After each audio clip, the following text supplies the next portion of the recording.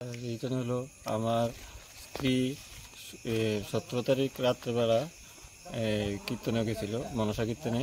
কোন জায়গাতে? মনসা কীর্তনে আমার ভাইয়ের বাড়িতে। এখান থেকে কোন জায়গাতে? এটা ধরিয়াই স্কুলের লগে বাড়িতে।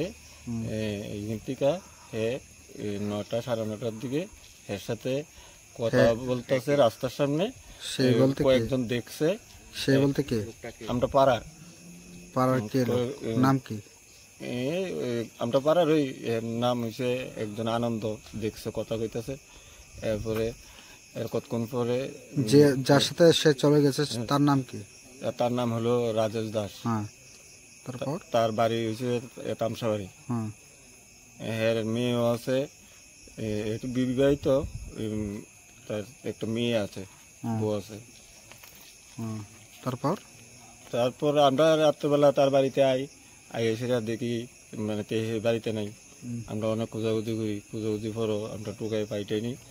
এরপরের দিন আমরা থানাতে এফআইআর করলাম, এফআইআর করে গেলাম। এরপরে তারা নিখোঁজ, আর টোকাই পাইতেছি না। তারাও কোনো ইয়া করলো না, বুঝে করবো। এটাকে এফআইআর করলাম আমরা, এর নিচে কাউকে এফআইআর করলাম। এর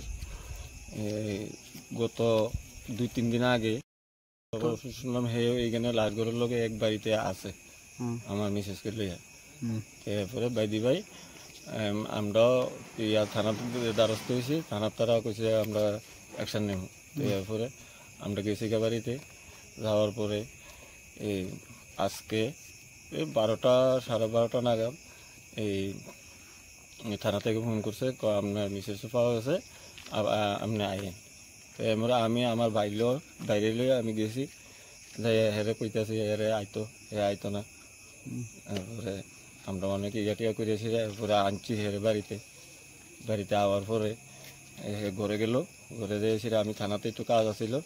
কাজের পরে এই কাজটা সাইডে আমি বাড়িতে আইতেছি। এর মধ্যে হের ভাই কইতেছে আইতেছে।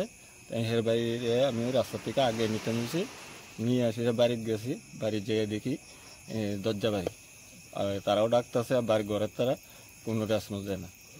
এরপরে আমি আমার বাইরে করলাম যে দরজাটা ভেঙ্গেলা। এরপর দরজাটা ভেঙ্গেলা হিসেবে দেখে দিই এমনি ঝুলিয়ে দিচ্ছে ফাঁকার লোক। এরপরে আমি হসপিটালে নিয়ে নিলাম, আনার পরে মৃত্যু ঘোষণা করলো।